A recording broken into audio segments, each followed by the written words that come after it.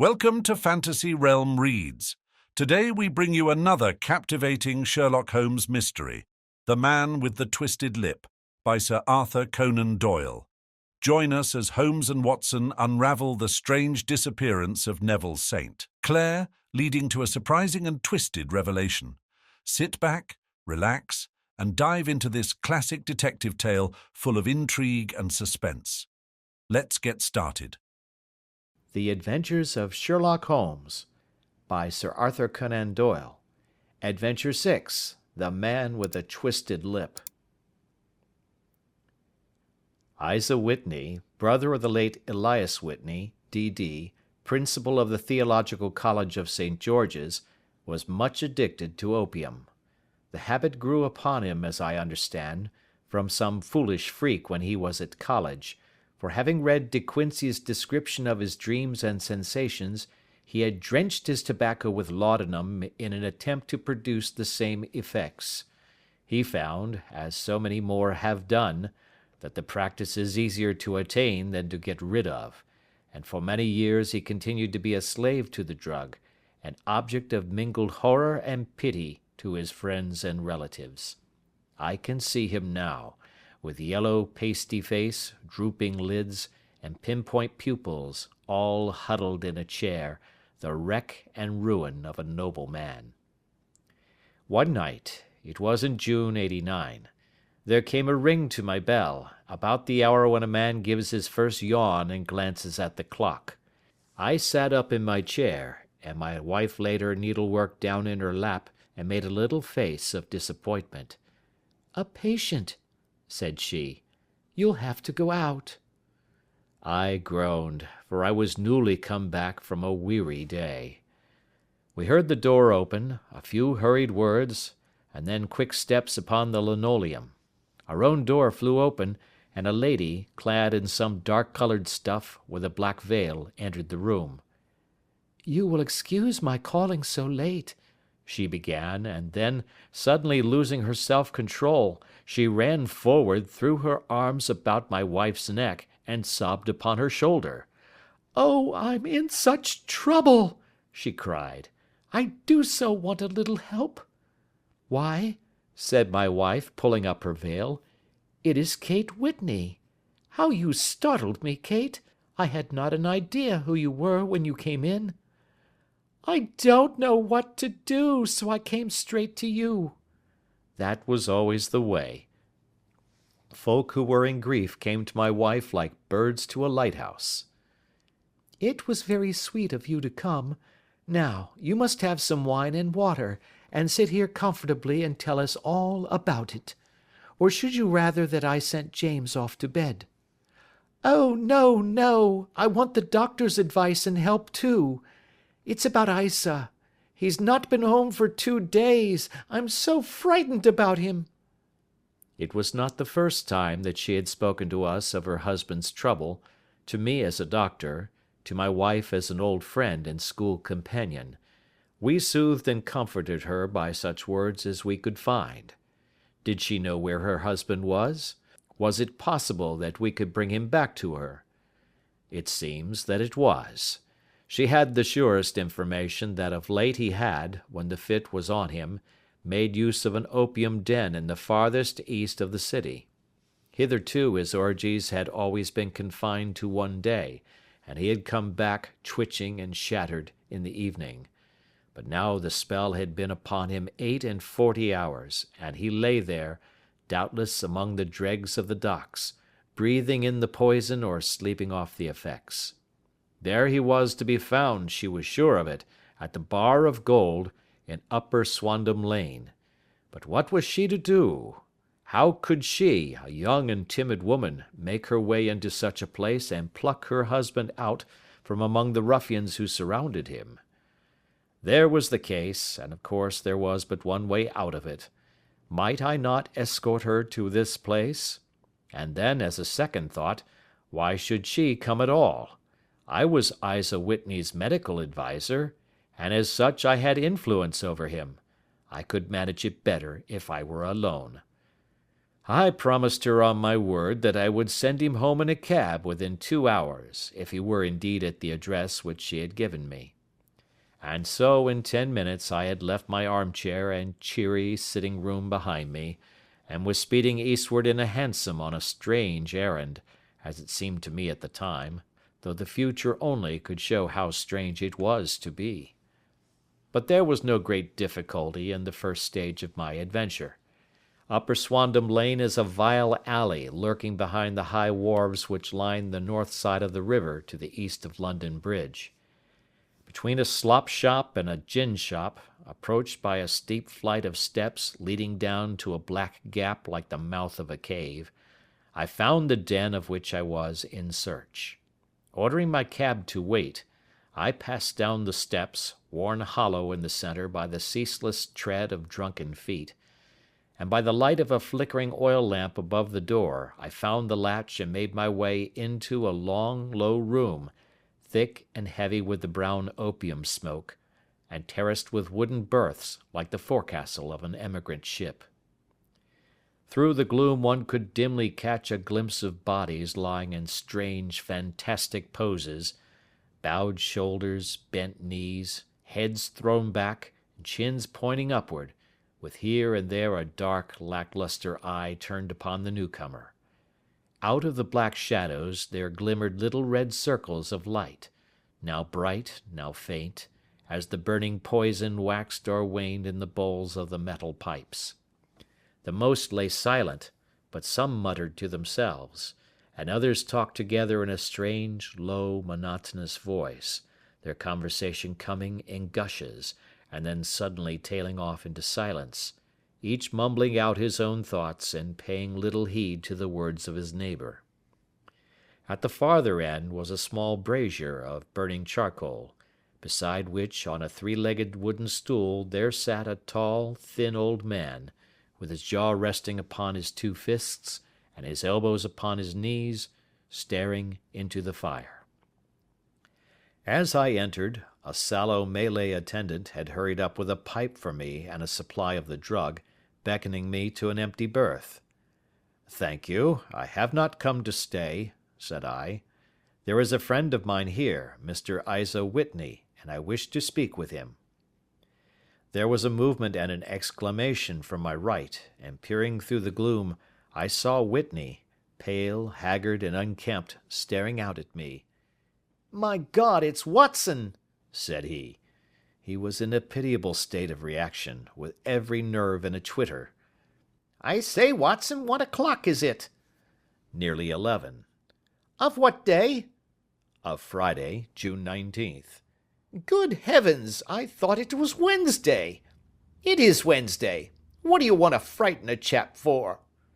He sank his face onto his arms and began to sob in a high treble key. "I tell you that it is Friday, man. Your wife has been waiting this 2 days for you. You should be ashamed of yourself." "So I am. But you've got mixed, Watson, for I have only been here a few hours. 3 pipes, 4 pipes, I forget how many. But I'll go home with you. I wouldn't frighten Kate, poor little Kate. Give me your hand. Have you a cab?" "Yes, I have one waiting." "Then I shall go in it. But I must owe something. Find what I owe, Watson. I am all off colour. I can do nothing for myself." I walked down the narrow passage between the double row of sleepers, holding my breath to keep out the vile, stupefying fumes of the drug, and looking about for the manager. As I passed the tall man who sat by the brazier, I felt a sudden pluck at my skirt, and a low voice whispered, "Walk past me, and then look back at me." The words fell quite distinctly upon my ear. I glanced down.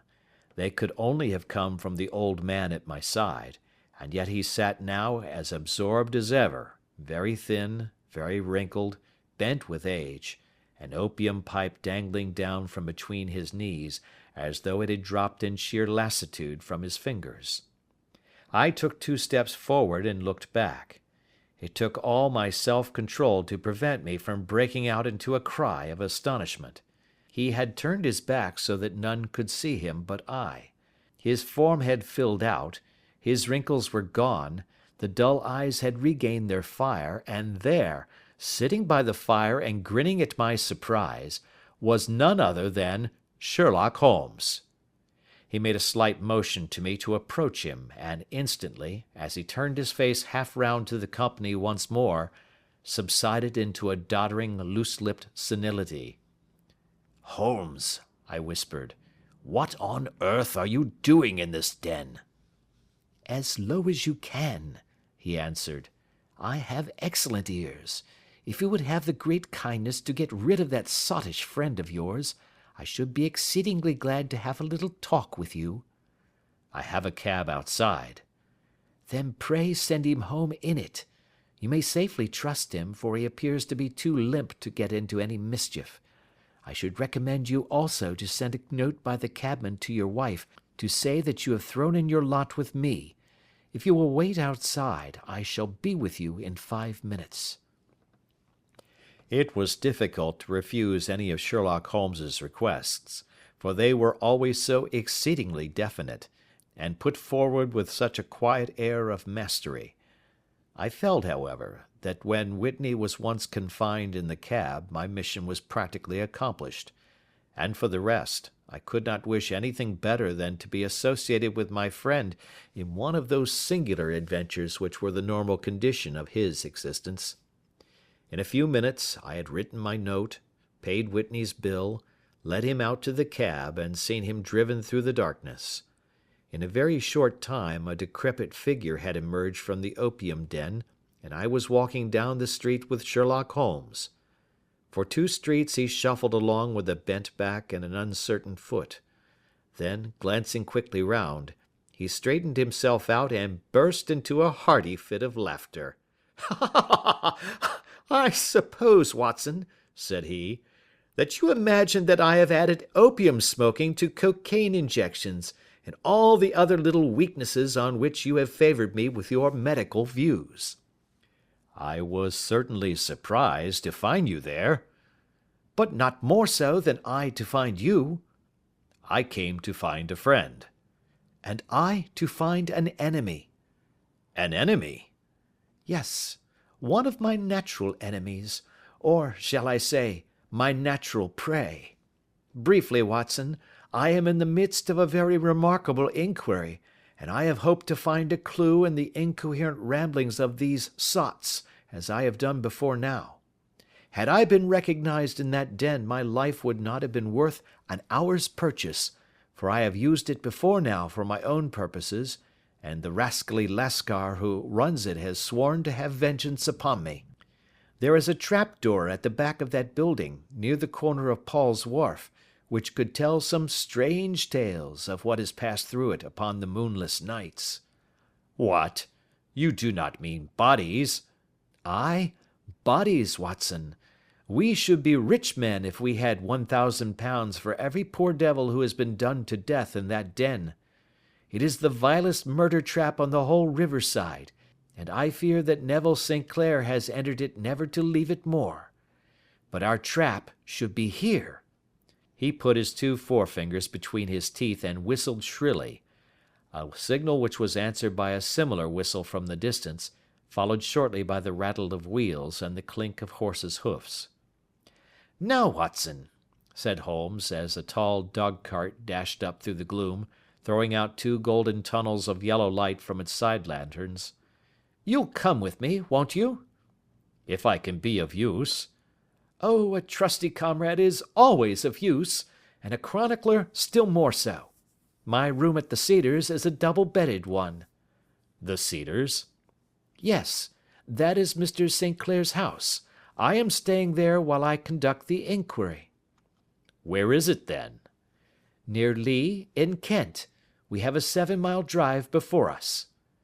"But I am all in the dark." "Of course you are. You'll know all about it presently. Jump up here. All right, John, we shall not need you. Here's £half-a-crown. Look out for me tomorrow about 11. Give her her head. So long, then." He flicked the horse with his whip, and we dashed away through the endless succession of sombre and deserted streets, which widened gradually until we were flying across a broad balustraded bridge, with the murky river flowing sluggishly beneath us. Beyond lay another dull wilderness of bricks and mortar, its silence broken only by the heavy, regular footfall of the policemen, or the songs and shouts of some belated party of revellers. A dull wrack was drifting slowly across the sky, and a star or two twinkled dimly here and there through the rifts of the clouds. Holmes drove in silence, with his head sunk upon his breast, and the air of a man who is lost in thought, while I sat beside him, curious to learn what this new quest might be which seemed to tax his powers so sorely, and yet afraid to break in upon the current of his thoughts. We had driven several miles, and were beginning to get to the fringe of the belt of suburban villas, when he shook himself, shrugged his shoulders, and lit up his pipe with the air of a man who has satisfied himself that he is acting for the best. "You have a grand gift of silence, Watson," said he. "It makes you quite invaluable as a companion. 'Pon my word, it is a great thing for me to have someone to talk to, for my own thoughts are not over pleasant. I was wondering what I should say to this dear little woman tonight when she meets me at the door." "You forget that I know nothing about it." "I shall just have time to tell you the facts of the case before we get to Lee. It seems absurdly simple, and yet, somehow I can get nothing to go upon. There's plenty of thread, no doubt, but I can't get the end of it into my hand. Now, I'll state the case clearly and concisely to you, Watson, and maybe you can see a spark where all is dark to me." "Proceed, then." "Some years ago, to be definite, in May 1884, there came to Lee a gentleman, Neville St. Clair by name, who appeared to have plenty of money. He took a large villa, laid out the grounds very nicely, and lived generally in good style. By degrees he made friends in the neighbourhood, and in 1887 he married the daughter of a local brewer, by whom he now has 2 children. He had no occupation, but was interested in several companies, and went into town, as a rule, in the morning, returning by the 5:14 from Cannon Street every night. Mr. St. Clair is now 37 years of age, is a man of temperate habits, a good husband, a very affectionate father, and a man who is popular with all who know him. I may add that his whole debts at the present moment, as far as we have been able to ascertain, amount to £88 10s, while he has £220 standing to his credit in the Capital and Counties Bank. There is no reason, therefore, to think that money troubles have been weighing upon his mind. Last Monday Mr. Neville St. Clair went into town rather earlier than usual, remarking before he started that he had 2 important commissions to perform, and that he would bring his little boy home a box of bricks. Now, by the merest chance, his wife received a telegram upon this same Monday, very shortly after his departure, to the effect that a small parcel of considerable value which she had been expecting was waiting for her at the offices of the Aberdeen Shipping Company. Now, if you are well up in your London, you will know that the office of the company is in Fresno Street, which branches out of Upper Swandam Lane, where you found me to-night. Mrs. St. Clair had her lunch, started for the city, did some shopping, proceeded to the company's office, got her packet, and found herself at exactly 4:35 walking through Swandam Lane on her way back to the station. Have you followed me so far? It is very clear. If you remember, Monday was an exceedingly hot day, and Mrs. St. Clair walked slowly, glancing about in the hope of seeing a cab, as she did not like the neighbourhood in which she found herself. While she was walking in this way down Swandam Lane, she suddenly heard an ejaculation or cry, and was struck cold to see her husband looking down at her and, as it seemed to her, beckoning to her from a second-floor window. The window was open, and she distinctly saw his face, which she describes as being terribly agitated. He waved his hands frantically to her, and then vanished from the window so suddenly that it seemed to her that he had been plucked back by some irresistible force from behind. One singular point, which struck her quick feminine eye, was that although he wore some dark coat, such as he had started to town in, he had on neither collar nor necktie. Convinced that something was amiss with him, she rushed down the steps, for the house was none other than the opium den in which you found me tonight, and running through the front room, she attempted to ascend the stairs which led to the first floor. At the foot of the stairs, however, she met this Lascar scoundrel of whom I have spoken, who thrust her back, and, aided by a Dane, who acts as assistant there, pushed her out into the street. Filled with most maddening doubts and fears, she rushed down the lane, and by rare good fortune, met in Fresno Street a number of constables with an inspector, all on their way to their beat. The inspector and two men accompanied her back, and in spite of the continued resistance of the proprietor, they made their way to the room in which Mr. St. Clair had last been seen. There was no sign of him there. In fact, in the whole of that floor, there was no one to be found save a crippled wretch of hideous aspect, who, it seems, made his home there. Both he and the Lascar stoutly swore that no one else had been in the front room during the afternoon. So determined was their denial that the inspector was staggered, and had almost come to believe that Mrs. St. Clair had been deluded when, with a cry, she sprang at a small deal box which lay upon the table, and tore the lid from it. Out there fell a cascade of children's bricks. It was the toy which he had promised to bring home.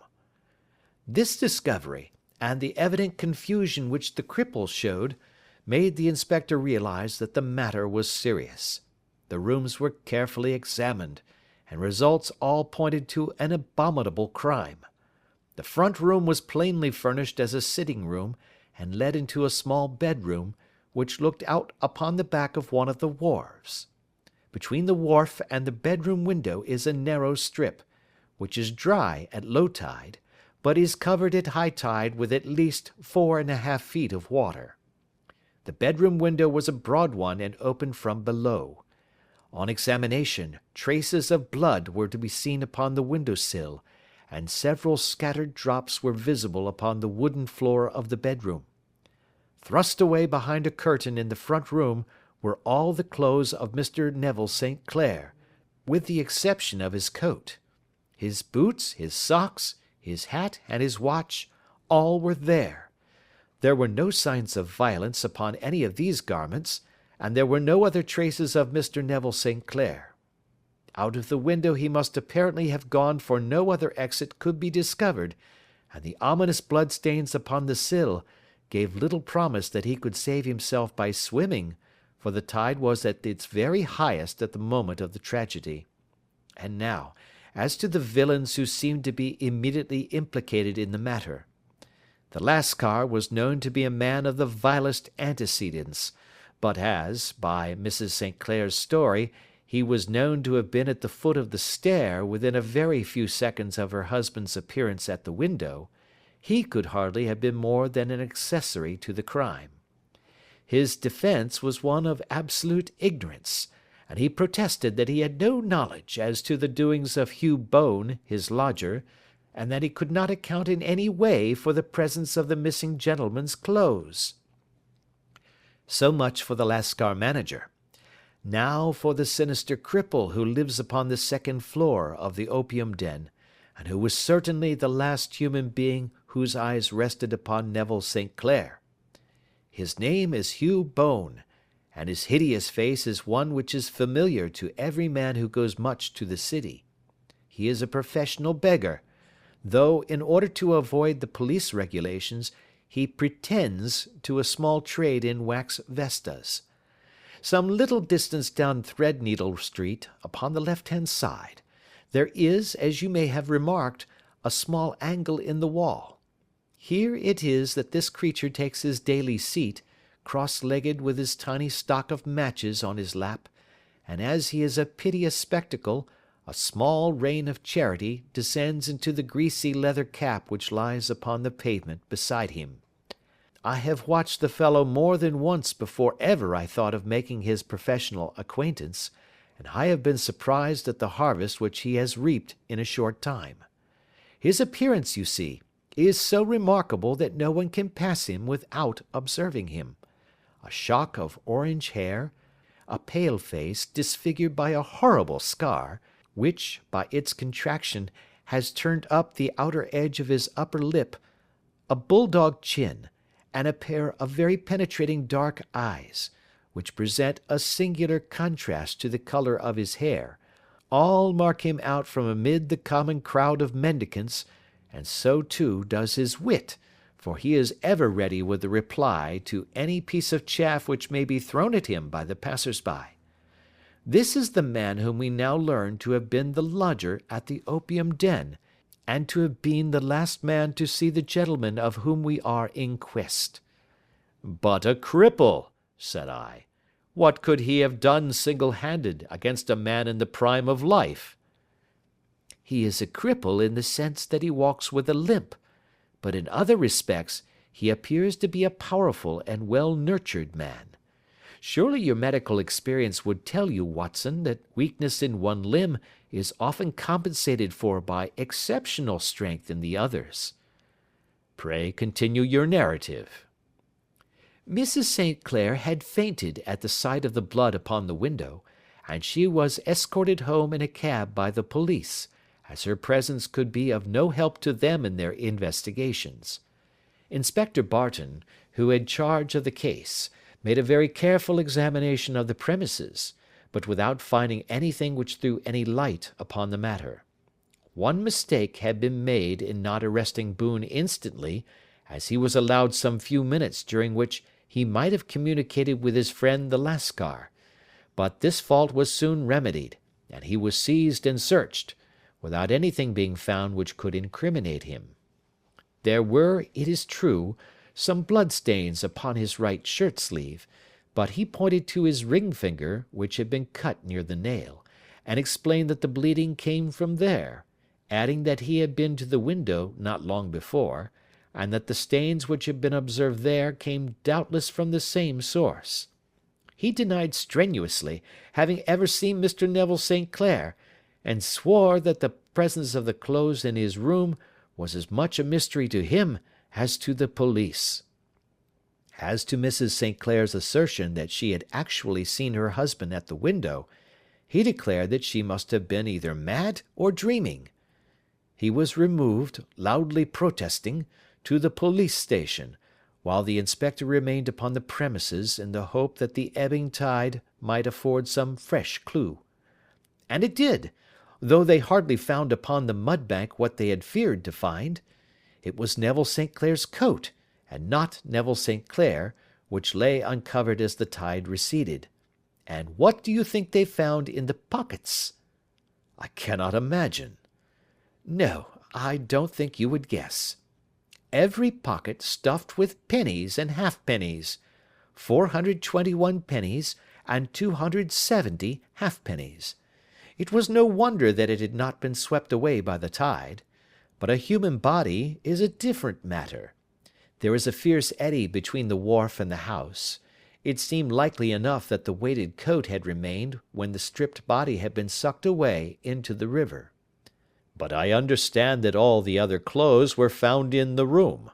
Would the body be dressed in a coat alone? No, sir, but the facts must be met speciously enough.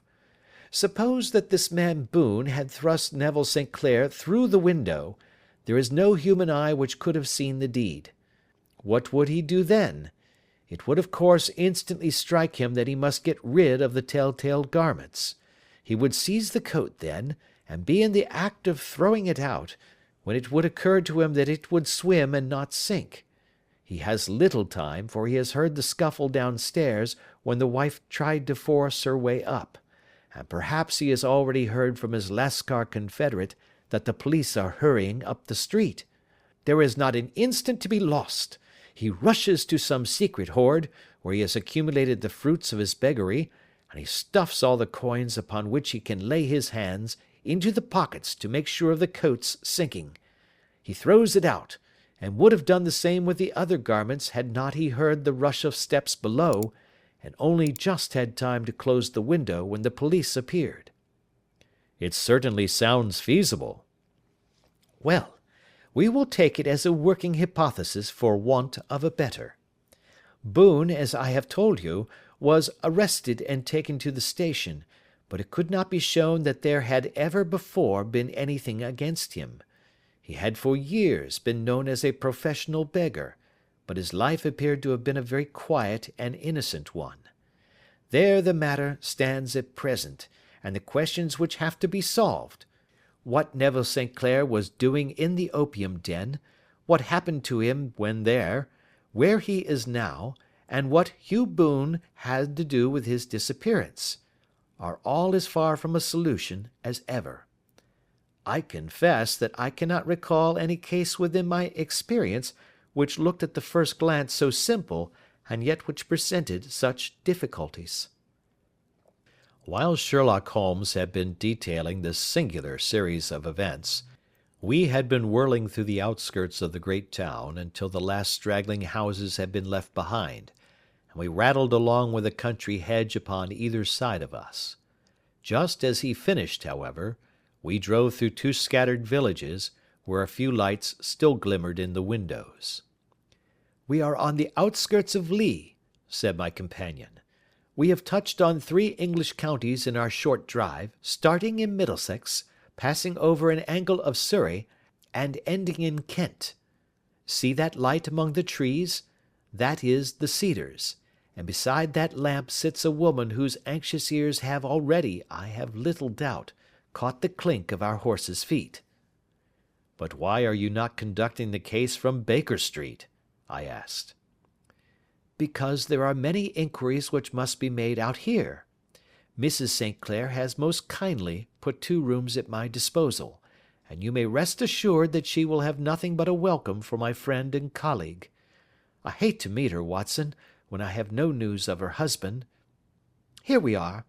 Whoa there, whoa!" We had pulled up in front of a large villa which stood within its own grounds. A stable boy had run out to the horse's head, and springing down, I followed Holmes up the small, winding gravel drive which led to the house. As we approached, the door flew open, and a little blonde woman stood in the opening, clad in some sort of light mousseline de sole, with a touch of fluffy pink chiffon at her neck and wrists. She stood with her figure outlined against the flood of light, one hand upon the door, one half raised in her eagerness, her body slightly bent, her head and face protruded, with eager eyes and parted lips, a standing question. "Well?" she cried. "Well?" And then, seeing that there were 2 of us, she gave a cry of hope, which sank into a groan as she saw that my companion shook his head and shrugged his shoulders. "No good news?" "None." "No bad?" "No." "Thank God for that. But come in. You must be weary, for you have had a long day. This is my friend Dr. Watson. He has been of most vital use to me in several of my cases, and a lucky chance has made it possible for me to bring him out and associate him with this investigation.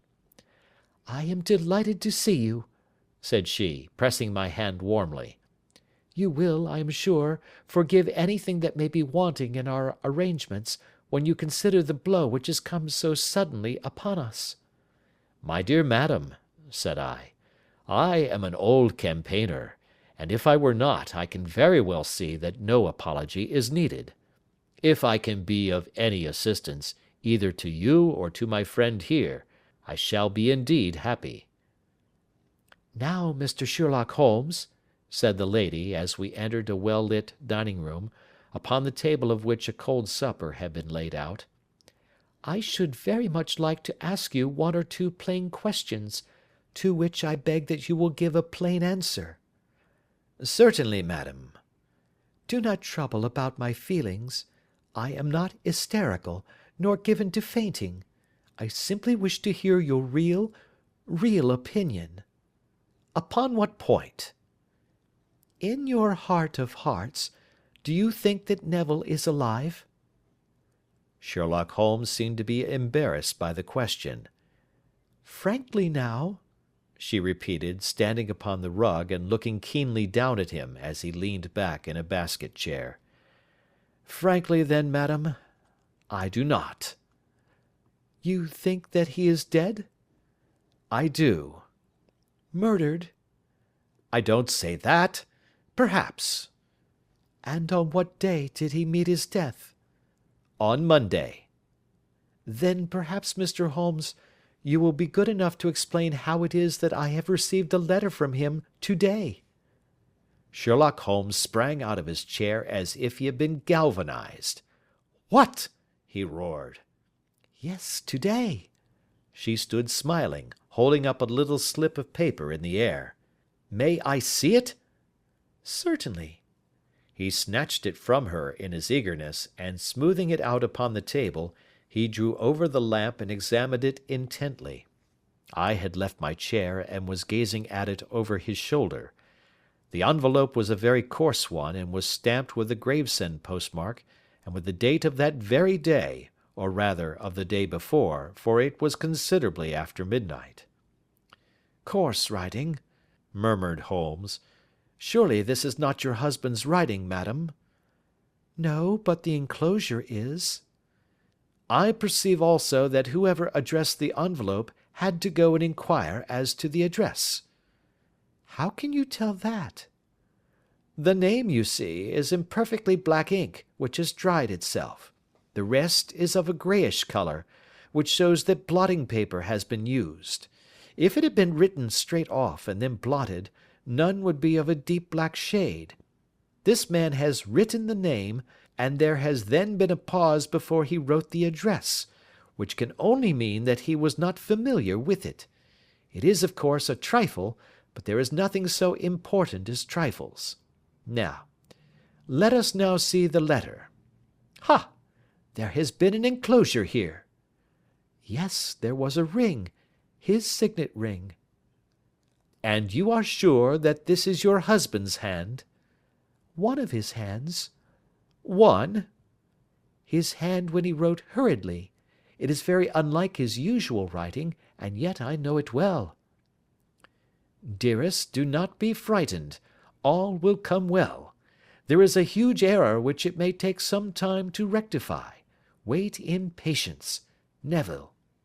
"Written in pencil upon the flyleaf of a book, octavo size, no watermark.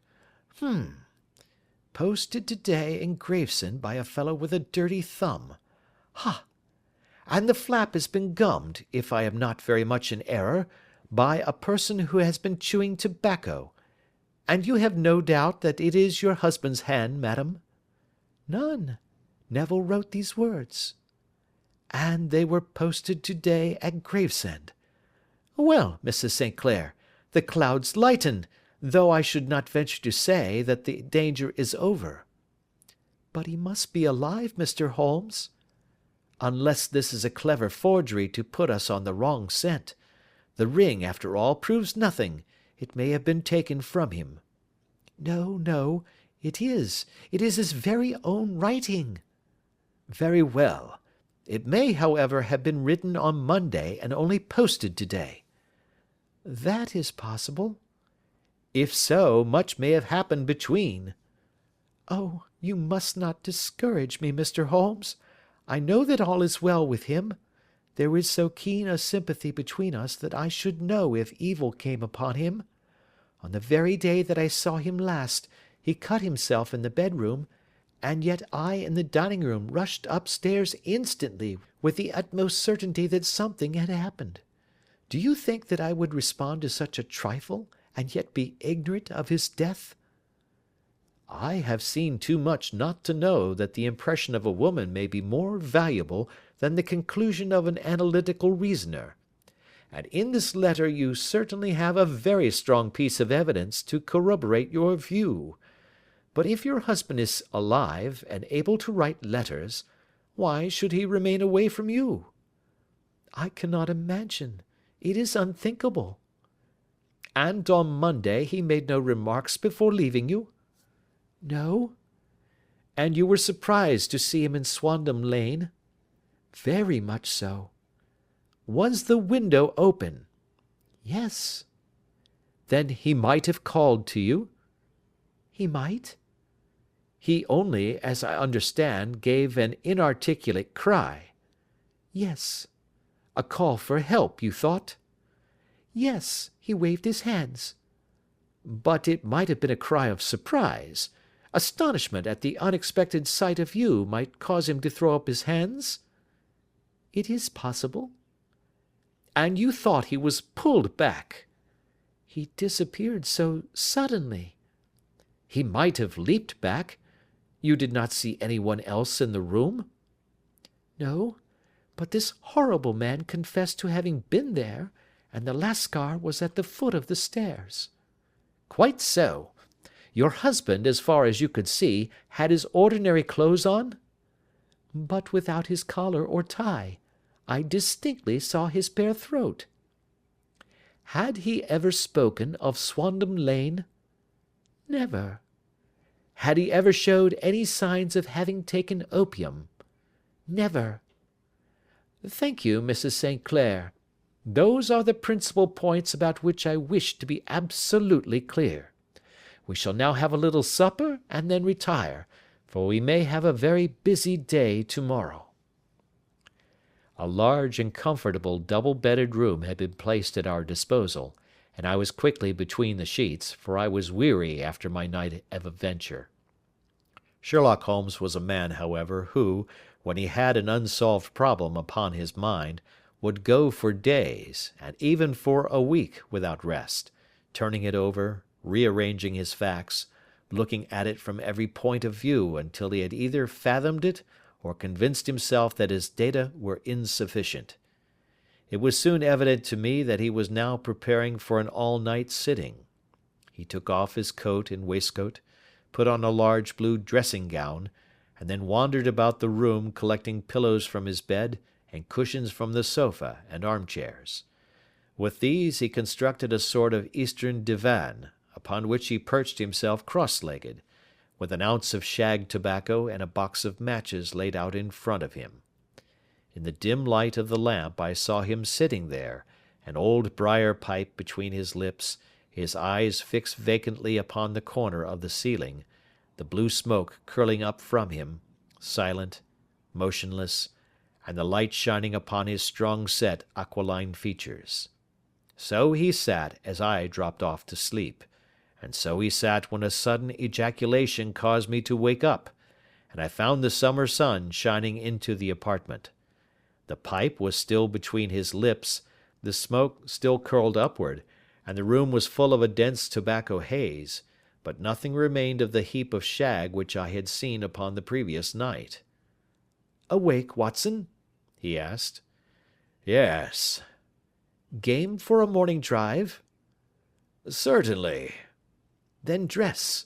No one is stirring yet, but I know where the stable-boy sleeps, and we shall soon have the trap out." He chuckled to himself as he spoke, his eyes twinkled, and he seemed a different man to the sombre thinker of the previous night. As I dressed I glanced at my watch. It was no wonder that no one was stirring. It was 25 minutes past 4. I had hardly finished when Holmes returned with the news that the boy was putting in the horse. "I want to test a little theory of mine," said he, pulling on his boots. "I think, Watson, that you are now standing in the presence of one of the most absolute fools in Europe. I deserve to be kicked from here to Charing Cross. But I think I have the key of the affair now." "And where is it?" I asked, smiling. "In the bathroom," he answered. "Oh, yes, I am not joking," he continued, seeing my look of incredulity.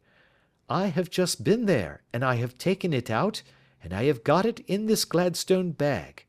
Come on, my boy, and we shall see whether it will fit the lock." We made our way downstairs as quietly as possible, and out into the bright morning sunshine.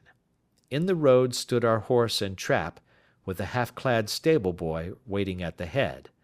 We both sprang in, and away we dashed down the London road. A few country carts were stirring, bearing in vegetables to the metropolis, but the lines of villas on either side were as silent and lifeless as some city in a dream. "It has been in some points a singular case," said Holmes, flicking the horse on into a gallop. "I confess that I have been as blind as a mole, but it is better to learn wisdom late than never to learn it at all." In town, the earliest risers were just beginning to look sleepily from their windows as we drove through the streets of the Surrey side. Passing down the Waterloo Bridge Road, we crossed over the river, and dashing up Wellington Street, wheeled sharply to the right and found ourselves in Bow Street. Sherlock Holmes was well known to the force, and the two constables at the door saluted him. One of them held the horse's head, while the other led us in. "Who is on duty?" asked Holmes. "Inspector Bradstreet, sir." "Ah, Bradstreet, how are you?" A tall, stout official had come down the stone-flagged passage in a peaked cap and frogged jacket. "I wish to have a quiet word with you, Bradstreet." "Certainly, Mr. Holmes. Step into my room here."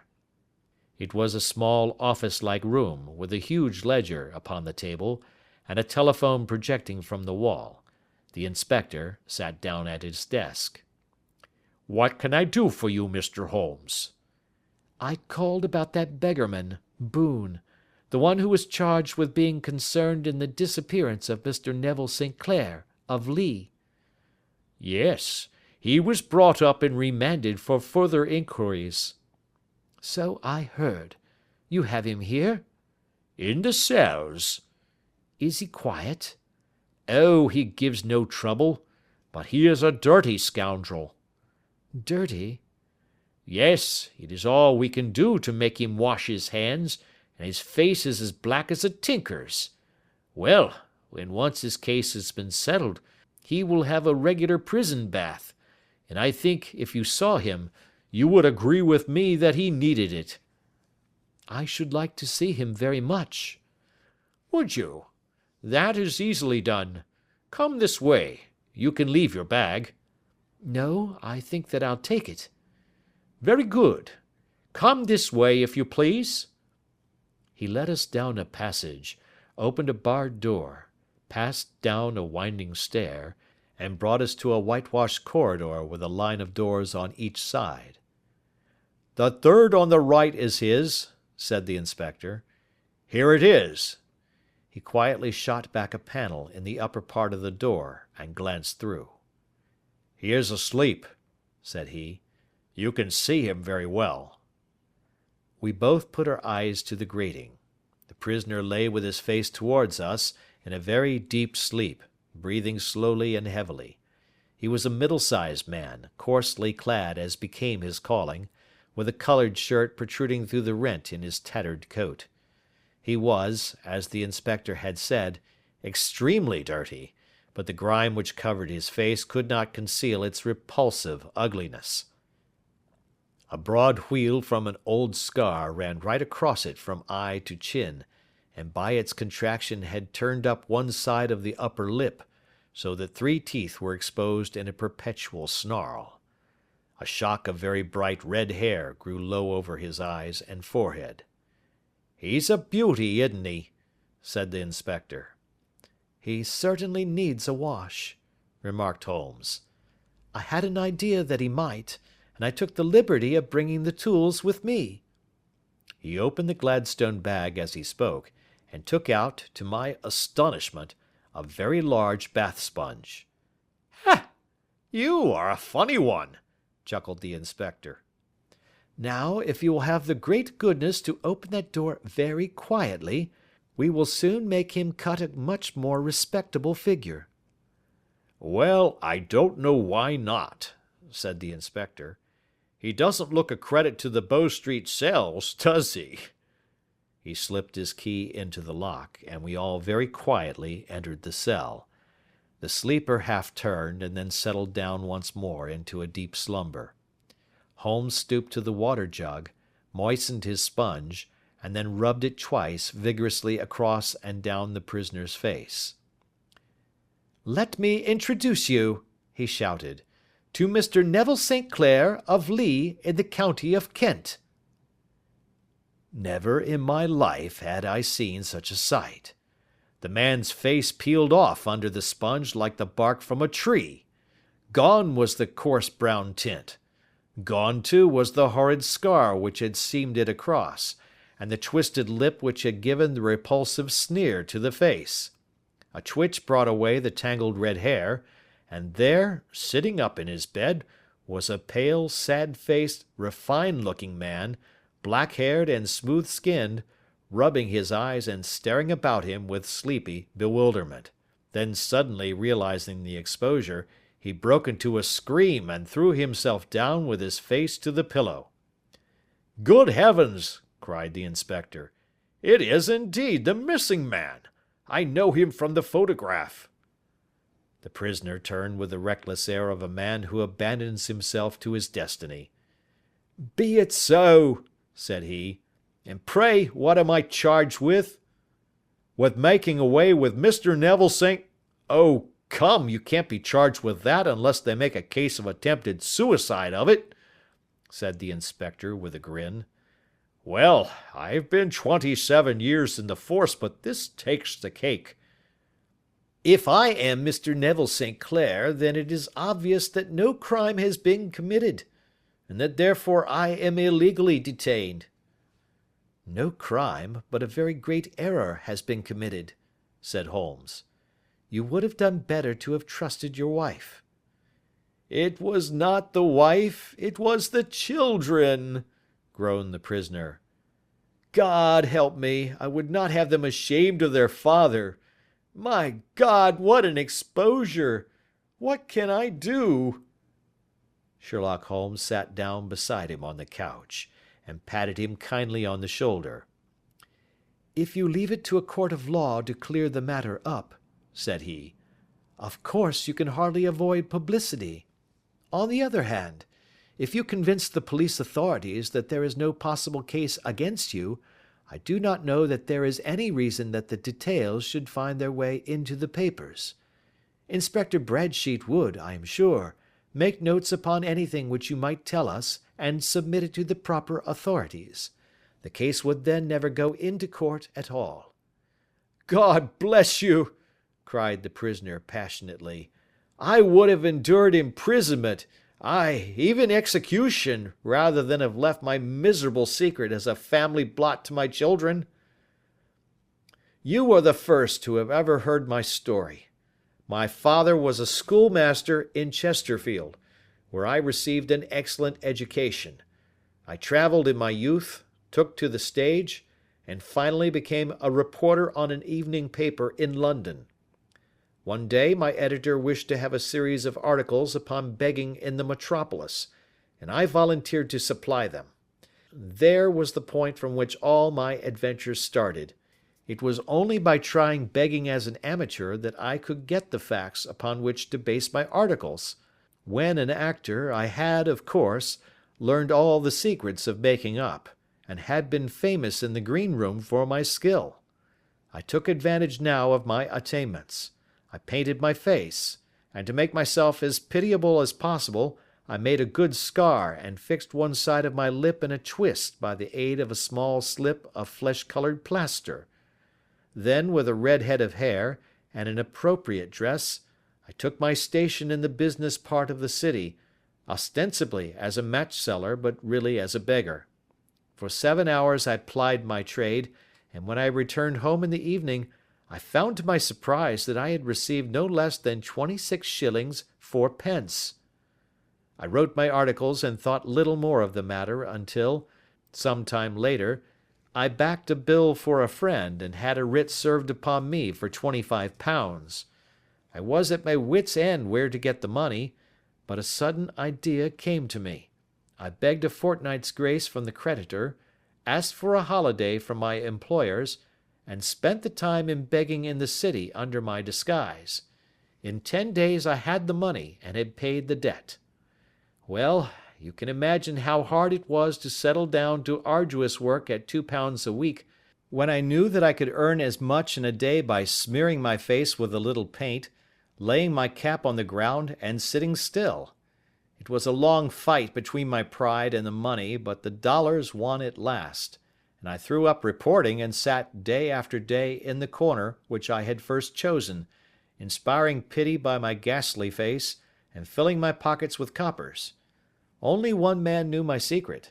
He was the keeper of a low den in which I used to lodge in Swandam Lane, where I could every morning emerge as a squalid beggar, and in the evenings transform myself into a well-dressed man about town.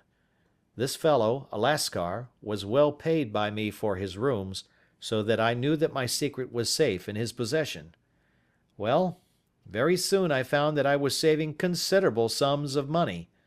I do not mean that any beggar in the streets of London could earn £700 a year, which is less than my average takings, but I had exceptional advantages in my power of making up, and also in a facility of repartee, which improved by practice and made me quite a recognized character in the city. All day a stream of pennies, varied by silver, poured in upon me, and it was a very bad day in which I failed to take £2.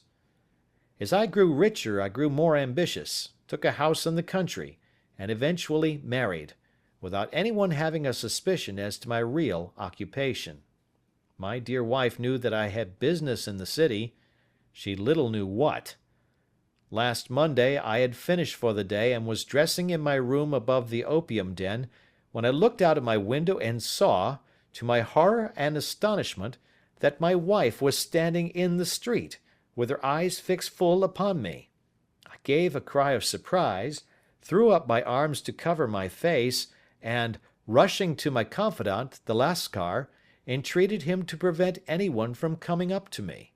I heard her voice downstairs, but I knew that she could not ascend. Swiftly I threw off my clothes, pulled on those of a beggar, and put on my pigments and wig. Even a wife's eyes could not pierce so complete a disguise. But then it occurred to me that there might be a search in the room, and that the clothes might betray me. I threw open the window, reopening by my violence a small cut which I had inflicted upon myself in the bedroom that morning. Then I seized my coat, which was weighted by the coppers which I had just transferred to it from the leather bag in which I carried my takings. I hurled it out of the window, and it disappeared into the Thames. The other clothes would have followed, but at that moment there was a rush of constables up the stair, and a few minutes after I found, rather, I confess, to my relief, that instead of being identified as Mr. Neville St. Clair, I was arrested as his murderer. I do not know that there is anything else for me to explain. I was determined to preserve my disguise as long as possible, and hence my preference for a dirty face. Knowing that my wife would be terribly anxious, I slipped off my ring and confided it to the Lascar at a moment when no constable was watching me, together with a hurried scrawl, telling her that she had no cause to fear. "That note only reached her yesterday," said Holmes. "Good God! What a week she must have spent!" "The police have watched this Lascar," said Inspector Bradstreet, "and I can quite understand that he might find it difficult to post a letter unobserved. Probably he handed it to some sailor customer of his who forgot all about it for some days." "That was it," said Holmes, nodding approvingly. "I have no doubt of it. But have you never been prosecuted for begging?" "Many times. But what was a fine to me?" "It must stop here, however," said Bradstreet. "If the police are to hush this thing up, there must be no more of Hugh Boone." "I have sworn it by the most solemn oaths which a man can take." "In that case, I think that it is probable that no further steps may be taken. But if you are found again, then all must come out. I am sure, Mr. Holmes, that we are very much indebted to you for having cleared the matter up. I wish I knew how you reach your results."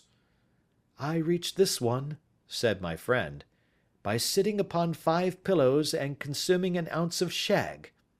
I think, Watson, that if we drive to Baker Street, we shall be just in time for breakfast. Thank you for listening to The Man with the Twisted Lip by Sir Arthur Conan Doyle. If you enjoyed this Sherlock Holmes mystery, please give this video a thumbs up and share it with fellow mystery lovers. Don't forget to subscribe to Fantasy Realm Reads for more classic tales and adventures with Sherlock Holmes. Hit the notification bell so you never miss an update. Let us know your thoughts on this story in the comments below. Until next time, happy listening.